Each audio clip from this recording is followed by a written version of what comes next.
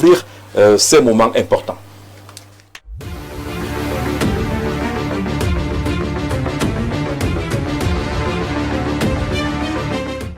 Appelez-le désormais Dr Valère Bessala, il obtient la mention très honorable avec les félicitations du jury ce 14 mars 2026 après sa brillante soutenance des thèses doctorat PhD en droit public sous le thème Aide publique au développement et changement de circonstances, contribution à l'évolution du droit international économique. Mon statut n'a pas changé, je reste toujours un modeste fonctionnaire et surtout le titre de docteur, comme j'ai l'habitude de le dire, ce n'est pas un titre pour moi, c'est un titre pour les médecins.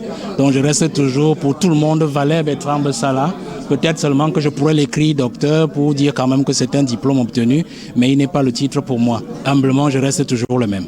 Thème spécial et d'actualité qui trouve son fondement sur l'article 62 de la Convention de Vienne. La Convention de Vienne parle de circonstances exceptionnelles.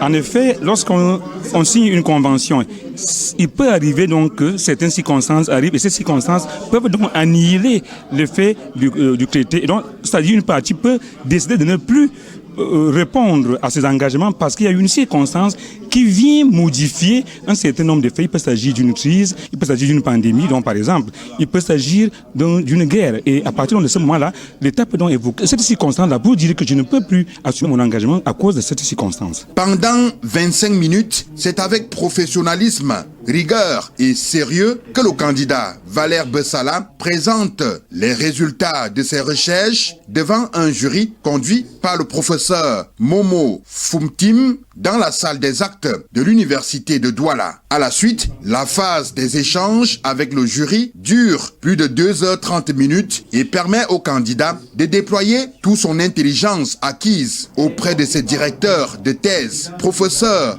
Pekassa Ndam et professeur Kamyogo. Les réponses aux inquiétudes des membres du jury sont satisfaisantes. Je suis satisfait de l'impression dégagée par le candidat par rapport à ce sujet de thèse qui était très délicat, très important sur un domaine très difficile du droit international, notamment le droit international économique. Il a essayé et les échanges que vous avez vus avec les rapporteurs et certains membres du jury, c'est juste pour l'amener à améliorer la qualité du travail qu'il a essayé de défendre tout à l'heure. Le candidat a essayé de l'aborder avec ses faibles moyens. C'est vrai qu'il a été un peu plus militant, ce qui est souvent contraire à la neutralité scientifique, et il a réussi à avoir le suffrage du jury. Je ne peux que le féliciter. Les leviers sur lesquels les États doivent baser les aides publiques dévoilées par l'impétrant. La maman du quartier doit retenir que l'aide publique au développement est importante pour les pays en voie de développement, notamment pour nos pays qui sont les plus pauvres. Mais que nos dirigeants doivent mettre un accent particulier pour faire respecter par les créanciers qui nous prêtent de l'argent leurs engagements. Mais aussi, la notion d'appropriation voudrait aussi que nos dirigeants utilisent à bon escient l'aide qu'ils contractent au nom de notre pays, parce qu'en fait, ce sont les générations futures qui sont appelées à rembourser cet argent-là, cette aide-là dans l'avenir. Collègues, amis et familles présents sont édifiés sur les principes du droit international économique. J'ai pris plaisir à l'écouter et à travers son discours, je me suis rendu compte que nous avons quelques similitudes dans la façon de présenter les thèses, de défendre notre thèse, et je me suis reconnue un peu dans les remarques qui ont été faites par le jury. Mais tout de même, j'ai pris plaisir parce que c'est mon grand frère, c'est l'aîné de ma famille et je suis très fière de lui, de la même façon qu'il me répète à chaque fois qu'il aimerait que je marche sur ses traces. Et je vais m'efforcer de suivre l'exemple.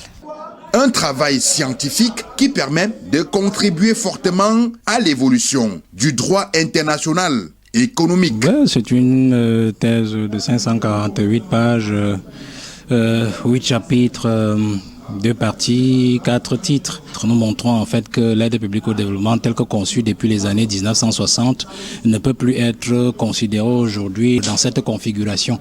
Les circonstances qui se sont déroulées depuis 1960 ont évolué au point où les relations d'aide publique au développement pourraient normalement constituer des sujets de judiciarisation des relations de coopération économique internationale. Revêtu de sa toge, Dr Valère Bessala entre dans le cercle très fermé des docteurs PhD en droit public.